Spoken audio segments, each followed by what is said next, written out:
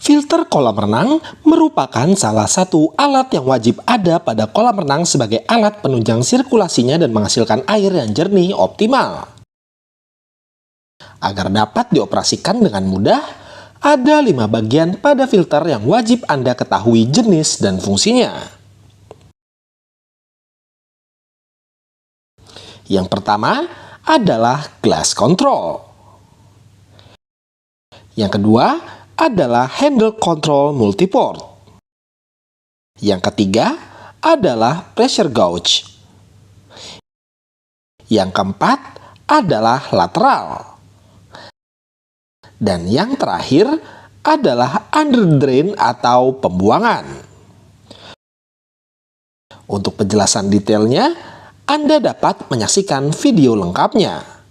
Link terdapat di deskripsi video ini.